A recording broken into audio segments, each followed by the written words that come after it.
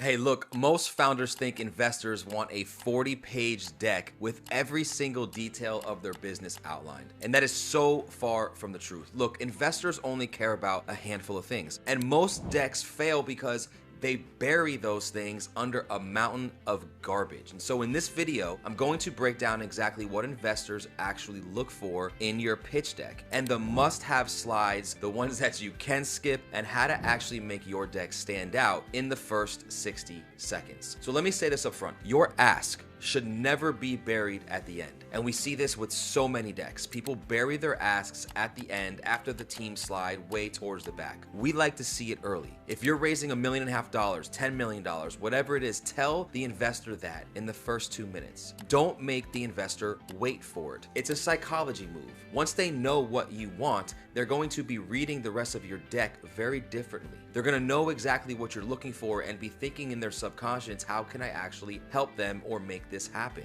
And can I do this? Look, I've seen hundreds of decks. My team and I have seen thousands of decks even, and we've seen decks get laughed at and laughed out of the room. And we've seen other ones that are just a few short pages actually get funded from family offices, from venture capital firms, from high net worth individuals, sovereign wealth funds, and more. What I'm about to share is not BS. This is exactly what makes investors want to look at your deal and what makes them actually closer to moving on to funding you. See, the biggest myth is that investors want everything. They want a market analysis. They want 10-year projections. They want your entire life story. Look, that's all wrong. They don't want everything, especially in the beginning. They want the right things. Think of your deck like a movie trailer. It's not supposed to answer every question. It's supposed to make them say, I like this. I need to have another conversation. I need to talk to this person, this founder, this CEO. If your deck answers every single question, guess what? They don't need another meeting with you. And if they don't need another meeting, you're not going to get a chance to actually sell them on your deal. So here's the actual playbook of how to structure your deck. And these are the slides that every serious pitch deck actually needs. Number one, it needs the hook slide. It needs the problem, the opportunity. Investors want to know what's broken and how big is the upside if you fix it. Keep it simple. An example could be small businesses lose X amount of dollars every year because of this problem, and we fix that, and here's how. And that gets to the solution. Don't drown out your features. Show your solution ties directly to the actual problem that you're solving. Example, we cut small business losses in half.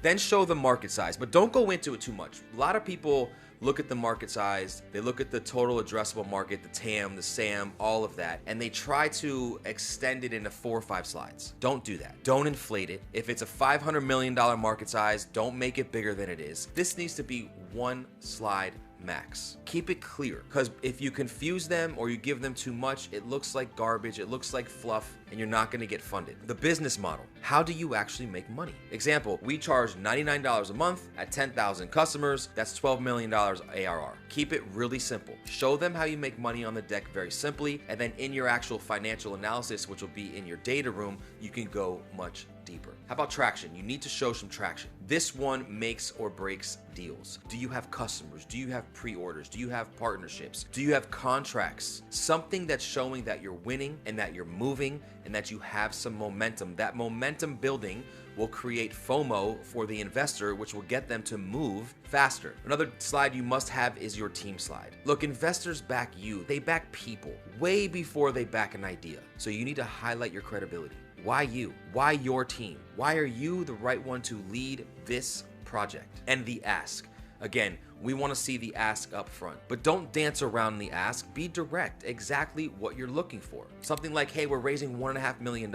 Here's the breakdown. It's 40% for the product itself, 40% for growth, marketing, 20% for ops, and then break that out. Those are the use of funds. Investors want to know the use of funds right away. And again, do not wait till the end of your deck to show this. If you're raising, say it early. It signals confidence and it lets the possible investor go through your deck with a much different mind frame. Another slide is the vision slide. Where is this going long term? Show the bigger picture. Is there an exit play? Is there some kind of private equity exit play, buyout, something that you're going to do? A refinance on a piece of property, a sale on a piece of property. Show that vision. Paint the picture. If your deck can paint pictures, you will win, because our mind as human beings actually works in pictures. And if you're able to paint that picture, you're able to show them a very clear picture of where you are and where you are going, you're going to get funded a lot faster. Now, here's some things you can cut out. First of all, mission statements. You don't need them. It doesn't matter. Investors don't want poetry in your deck. They want conciseness. They want clarity. They want the real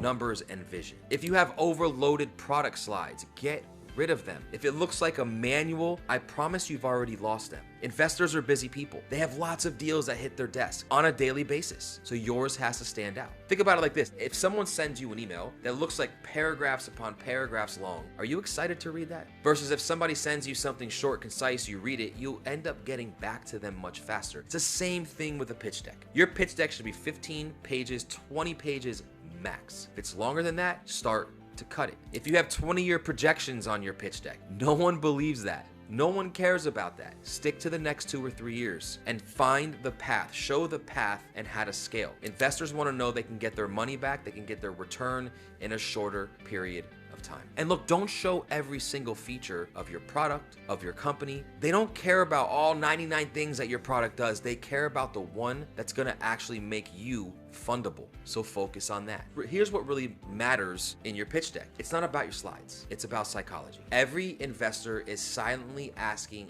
3 questions as they flip through your deck. Number 1, they're asking, do I believe in this team, this founder, this person to actually pull this off? And can they protect my money? That's the number 1 question they're asking. They're also asking, do I believe this problem is real? Do I believe this problem is urgent? And can these people solve it? And then they're asking, look, do I feel like if I don't invest right now, will I regret this later? Do I need to get in this deal right now? Is right now the time? Your deck needs to answer those questions and needs to show them why right now is the time. Everything else you put in it is all BS. So that's it. Look, investors are going to want another meeting. They're going to want to talk to you. They're going to want to ask you really good questions because your deck was simple, it was clear, and it was direct. So here's your takeaway. Your deck is not about overwhelming investors with details. Please don't do that. It's about making them ask more questions, making them want more from you.